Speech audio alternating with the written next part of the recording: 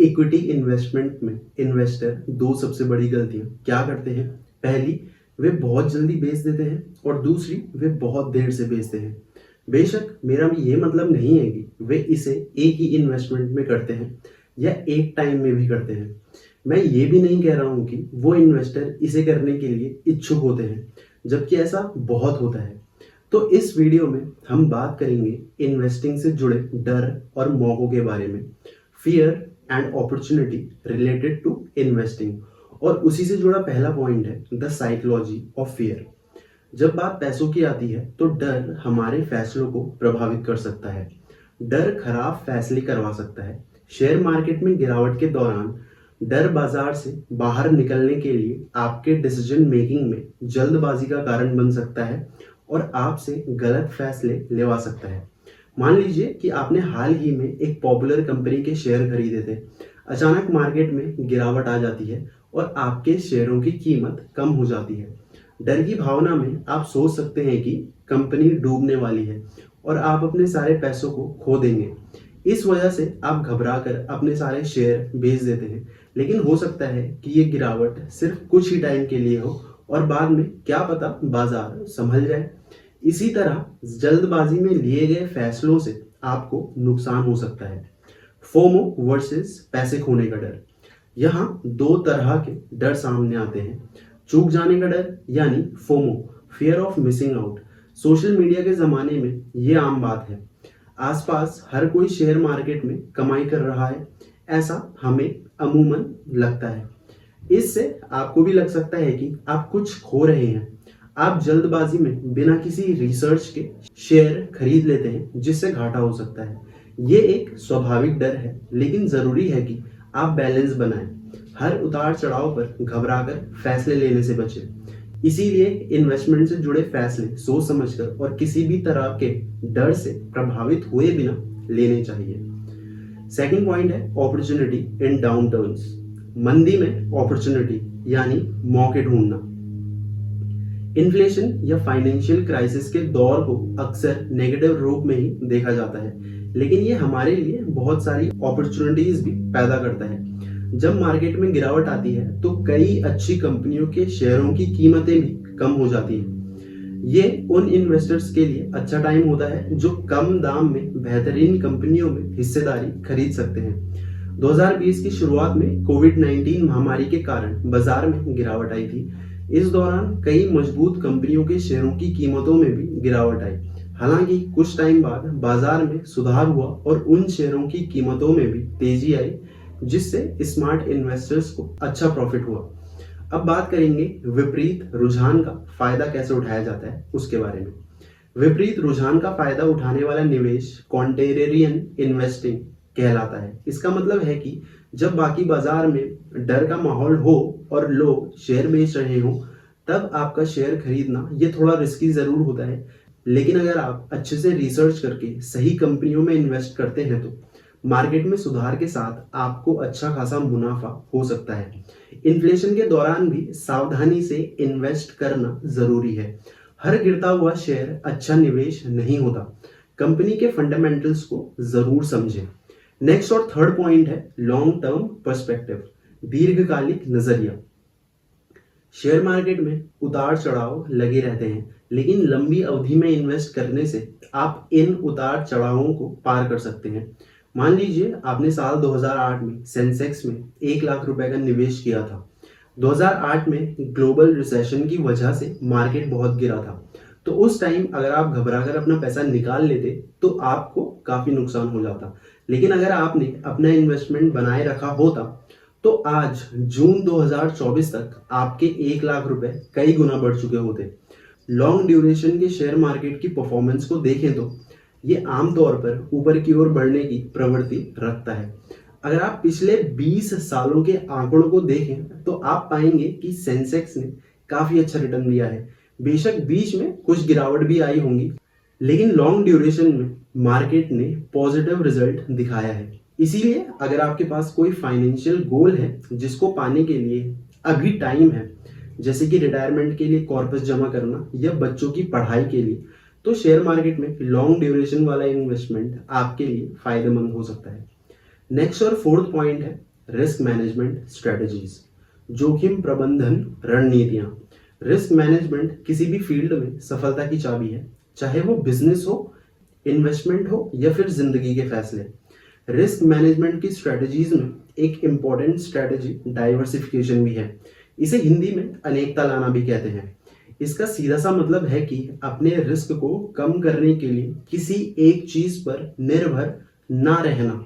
मान लीजिए आपके पास 10 लाख रुपए हैं। अगर आप ये पूरे पैसे किसी एक ही कंपनी के शेयरों में लगा देते हैं तो आप एक तरह से सारा रिस्क उसी एक कंपनी में ले रहे हैं। अगर उस कंपनी की परफॉर्मेंस अच्छी रही तो आपको अच्छा मुनाफा होगा, लेकिन अगर कंपनी को कोई घाटा हुआ या शेयर मार्केट गिरा तो आपको भी बड़ा नुकसान हो सकता है। यही वजह है कि इन्वेस्टमेंट की फील्ड में कहा जाता है कि सभी अंडे एक टोकरी में नहीं रखने चाहिए। Don't put all your eggs in one basket. अब डाइवर्सिफिकेशन की बात करते हैं। डाइवर्सिफिकेशन का मतलब है कि आप अपने इन्वेस्टमेंट को अलग अलग एसेट क्लासेस में बांट दें। आप अपने 10 लाख रुपयों को इस तरह बांट सकते हैं जैसे कि 4 लाख बड़े और स्थापित कंपनियों के शेयरों में, 3 लाख म्यूचुअल फंड्स में जो खुद कई कंपनियों में इन्वेस्ट करते हैं, 2 लाख सरकारी बॉन्ड्स में, 1 लाख गोल्ड या रियल स्टेट में।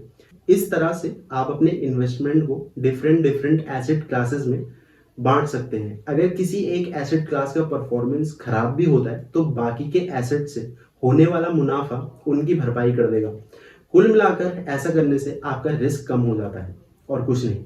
डाइवर्सिफिकेशन के साथ साथ रिस्क मैनेजमेंट में दूसरी इंपॉर्टेंट स्ट्रेटजी आपकी जोखिम सहनशीलता यानी कि asset allocation based on risk tolerance है। हर इंसान की रिस्क सहने की क्षमता अलग अलग होती है। कुछ लोग ज्यादा रिस्क लेने के लिए तैयार होते हैं जबकि कुछ कम। इसी बात को ध्यान में रखते हुए आपको अपने एसेट का एलोकेशन करना चाहिए। अगर आप यंग हैं और अभी आपकी करियर की शुरुआत है तो आप थोड़ा ज़्यादा रिस्क उठा सकते हैं। ऐसे में आप अपने इन्वेस्टमेंट का एक बड़ा हिस्सा शेयरों में भी लगा सकते हैं।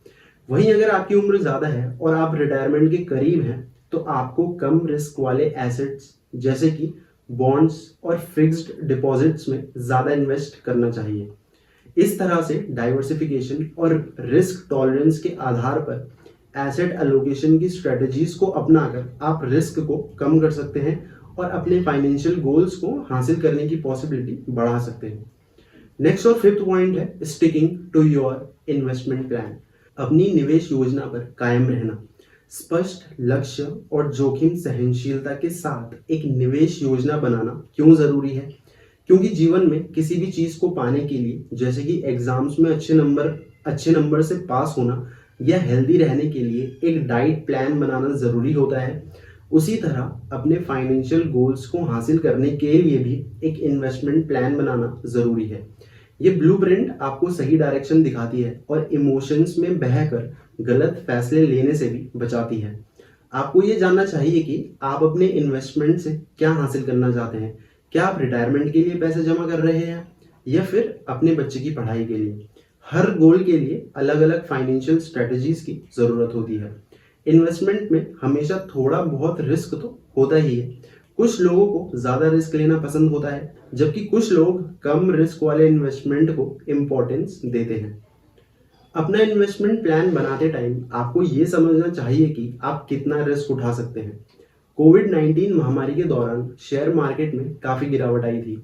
हर किसी ने घबरा कर अपनी इन्वेस्टेड अमाउंट निकाल ली।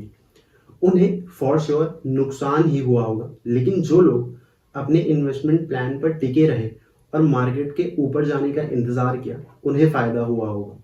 अब बात करेंगे इमोशनल इन्वेस्टमेंट के खतरे और डर के कारण अपने इन्वेस्टमेंट प्लान से भटकने से बचाव के बारे में। शेयर मार्केट में उतार चढ़ाव का आना स्वाभाविक है, लेकिन कभी कभी इन्वेस्टर डर या लालच में आकर अपने प्लान से भटक जाते हैं।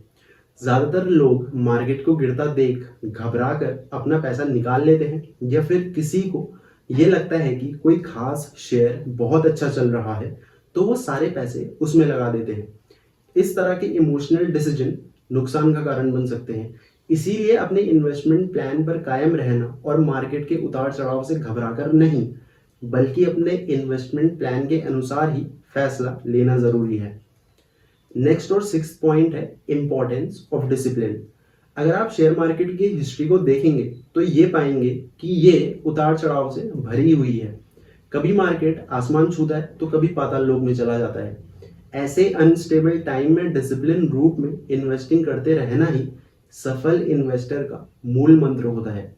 अनस्टेबिलिटी के दौरान बाजार में गिरावट आना स्वाभाविक है, लेकिन कई इन्वेस्टर घबराकर अपने शेयर बेच देते हैं, जिससे उन्हें भारी नुकसान होता है।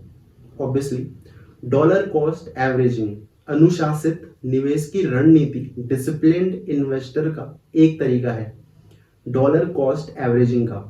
इसमें आप एक एग्जैक्ट टाइम इंटरवल पर मार्केट की स्थिति चाहे जो भी हो, आप उसकी परवाह नहीं करते और एक एग्जैक्ट अमाउंट का इन्वेस्टमेंट करते हैं।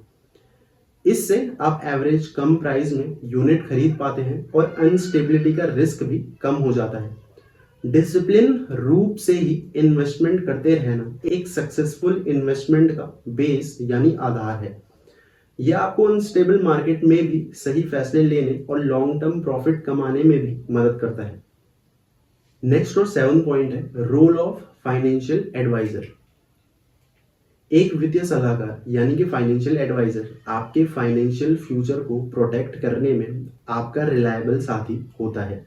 शेयर मार्केट और इन्वेस्टमेंट के ऑप्शंस की कॉम्प्लेक्स दुनिया को समझना मुश्किल हो सकता है, इसीलिए एक फाइनेंशियल एडवाइजर आपके फाइनेंशियल गोल्स, रिस्क टॉलरेंस और इनकम लेवल को ध्यान में रखते हुए एक इंडिविजुअल इन्वेस्टमेंट प्लान तैयार करने में आपकी मदद करता है। मान लीजिए आप 30 साल के हैं और रिटायरमेंट के लिए बचत करना चाहते हैं, तो एडवाइजर आपको डिफरेंट टाइप्स के म्यूचुअल फंड योजनाओं जैसे कि इक्विटी और डेट इन्वेस्टमेंट के बारे में बता सकता है जो आपके गोल के अनुकूल हो। मार्केट में उतार चढ़ाव के दौरान घबराकर या लालच में फैसले लेना आम बात है। एक फाइनेंशियल एडवाइजर आपकी इन्वेस्टिंग जर्नी में डिसिप्लिन को बनाए रखने में मदद करता है और कुछ नहीं। यह आपको मार्केट की अनस्टेबिलिटी के दौरान शांत रहने और लॉन्ग टर्म इन्वेस्टमेंट पर फोकस्ड रहने के लिए आपको इंस्पायर करता है। फाइनेंस से जुड़ी एडवाइस लेने का सबसे बड़ा बेनिफिट ये है कि आपको अपनी सिचुएशन के अकॉर्डिंग एडवाइस मिलती रहती है। हर किसी की फाइनेंशियल सिचुएशन अलग होती है, इसीलिए एक एडवाइजर आपकी स्पेसिफिक रिक्वायरमेंट्स को समझता है और उसी के अकॉर्डिंग सलाह देता है। मान लीजिए आप सेल्फ एम्प्लॉयड हैं और आपकी इनकम इरेगुलर है, तो एक एडवाइजर आपको ऐसे इन्वेस्टमेंट प्लान के बारे में बता सकता है जो आपकी इनकम के अनुरूप हो। एक फाइनेंशियल एडवाइजर न सिर्फ आपके पैसे को बेहतर तरीके से अरेंज करने में आपकी मदद करता है, बल्कि ये आपके फाइनेंशियल गोल्स को प्राप्त करने में भी आपका गाइड होता है। लोग अक्सर ये सोचते हैं कि अगर उन्होंने अमेज़न के शेयर 1998 में $5 पर खरीद लिए होते, जो आज $184.30 यानी कि 15,392 रुपए पर पहुंच चुका है। लेकिन लोग ये नहीं सोचते कि 1999 में जब शेयर की कीमत $85 हो गई थी, तो जो कि 2 साल में 17 गुना की बढ़त थी, तो उसे बेचना सही होता या नहीं। ये सिचुएशन ये शो करती है कि इमोशंस में बहकर इन्वेस्टमेंट रिलेटेड फैसले लेना गलत हो सकता है। मान लीजिए किसी प्रॉपर्टी की कीमत 2001 में कम थी, फिर 2015 के अंत तक 93% गिरकर $6 यानी कि 501 रुपये हो गई, तो इस सिचुएशन में ज़्यादातर लोग घबरा कर बेच देते। लेकिन अगर वही लोग $600 यानी कि 50,000 रुपये, जो कि 2001 के निम्न से 100 गुना ज़्यादा है, उस पर बेचते, तो भी वे कुल वृद्धि का केवल 18% ही प्राप्त कर पाते। अमेज़न के मामले में जेफ बेजोस और शायद कुछ शुरुआती आईपीओ इन्वेस्टर को छोड़कर किसी ने भी पूरी यात्रा नहीं की होगी। कॉमन इन्वेस्टर्स में जिस तरह का व्यक्ति आईपीओ में इन्वेस्ट करता था, वो कभी भी टिका नहीं रहता था। बहुत सारे लोग कट्टर होल्ड एंड बाय इन्वेस्टर थे, लेकिन वे लोग किसी ना किसी पॉइंट पर बाहर हो जाते थे। हालांकि अमेज़न एक एक्सेप्शन है और ऐसे कई एग्जाम्पल्स हैं जो हमारे देश में भी मौजूद हैं। तो ज़्यादातर लोग तब सेल करते हैं जब उन्हें लगता है कि उन्होंने काफ़ी कमाई कर ली है। आप एक स्टॉक खरीदते हैं और जब आपको लगता है कि एक टाइम ड्यूरेशन में शेयर जितना बढ़ने वाला है उतना बढ़ गया है, तो आप उसे बेच देते हैं। ये प्रॉफिट बुकिंग है और इन्वेस्टर कहते हैं कि ये प्रॉफिट को लॉक इन करता है। इक्विटी इन्वेस्टरों के बीच एक कहावत है कि प्रॉफिट की बुकिंग करने से कोई भी कभी पैसा नहीं हारता। ये कथन एक डिसिसिव की तरह लगता है और प्रॉफिट बुकिंग को आसान बना देता है। कई अन्य चीजों की तरह इस व्यवहार की जड़ तर्क में नहीं बल्कि मनोविज्ञान में है। लोगों को डर होता है कि मुनाफा खत्म हो जाएगा या कम भी हो सकता है, तो इसीलिए मार्केट का टाइम निकालने के लिए मुनाफा बुक करना इन्वेस्टमेंट के नजरिए से भी वास्तव में काम नहीं करता। मार्केट का टाइम निकालने के लिए बेचना वास्तव में एक इन्वेस्टर को गलत होने के दो तरीके देता है। गिरावट हो भी सकती है और नहीं भी हो सकती, और अगर ऐसा होता है तो उन्हें यह पता लगाना होगा कि वापस जाने का सही टाइम कब है। दुर्भाग्य से मुनाफा बुक करने और गिरावट से बचने से सफलता का भ्रम पैदा होता है। इसीलिए किसी फाइनेंशियल एडवाइजर से सलाह लेने में संकोच न करें, जो आपके फ्यूचर को सुरक्षित बनाने में आपकी मदद कर सकता है। दोस्तों, अगर वीडियो पसंद आई हो तो वीडियो को लाइक, शेयर और चैनल को सब्सक्राइब करना ना भूलें। More informative content is on the way. Thanks for watching.